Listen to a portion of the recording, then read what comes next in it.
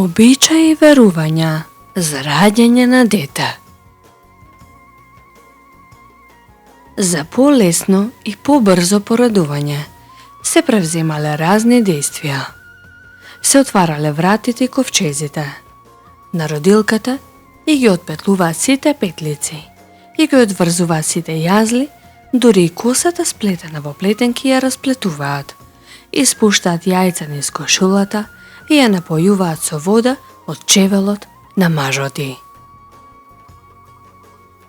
Кога детето ќе се родало, бабицата му го отсекувала папокот со срп. Дел од него го чува мајката, а остатокот го врзуваат со конец за да не умре детето. Бабата со многу обичаи го бања, го повива и го мери детето на кантар, не гледајќи колку тежи, велејќи детето толку да порасне да не може ни кантарот да го измари.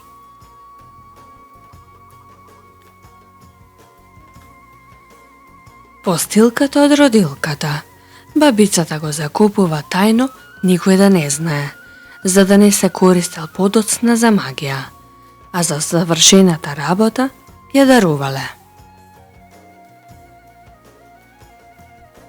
Се верувало дека најубаво е детето да се роди во понеделник, вторник и четврток, а се сметало за опасно да се роди во сабота, ден кој се смета за мртовечки ден.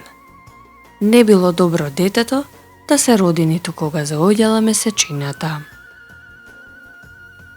Секој повеќе сакал да му се роди машко дете, и оној кој ќе ја донел веста се дарувал. За родено женско дете помалку се радувале, бидејќи се мисли дека е тоа туѓа среќа. Тогаш се сметало дека и керамидите од куќата плачеле. Штом детето се родело, некој домашните одел до попот за молитва и донесува молитвена вода, од која што родилката пие, а остатокот се чува. Потоа, секој ден се става од неа во водата во која се капе детето. Штом е направена молитвата, мажот може да влезе кај родилката и кај детето. Се меси лепче кравајче, кое што се раздава по роднините и соседите заедно со мед, за да има родилката млеко.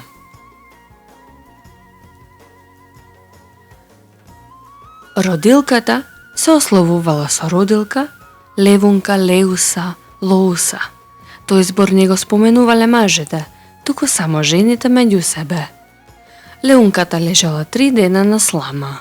Од незината десна страна лежало детето, повиено, а над главата срп, секира, гребен, појас и кромит за заштита од лоши сили.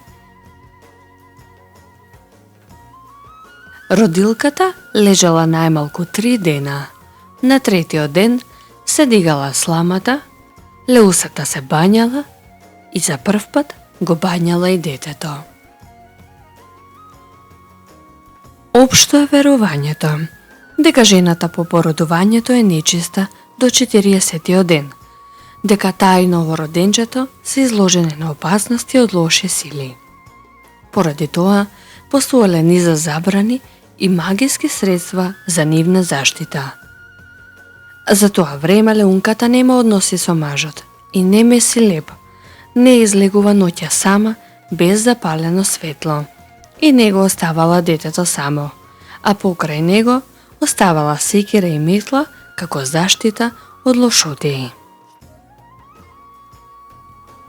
Водата во која се капе детето и во која се перат пелените не се истурала ноќа надвор, особено под стреја, затоа што според народните верувања таму се собирале лошите надприродни сили. Најопасно по здравието на родилката, но и на детето се сметале навите, породилните демони. За да не ја фатат намите, тоа за да не добие породилна треска, се преземаат низа заштитни мерки уште по самото породување на жената. Првото задојување го правела обично друга доилка со сито на глава, за да било детето сито, а потоа мајката. Новороденчето и децата на доилката со тоа станувале браќа и сестри по млеко. Првото задојување некаде станува низ парче црепња, за да ни го фаќале детето уроци. Над корито за хранење на свињи, да јадело детето како прасе. Или пак на мајчината брадавица ставале малку развласена волна, за да било детето кротко како јагне. Посебно внимание се обрнувало на третата вечер.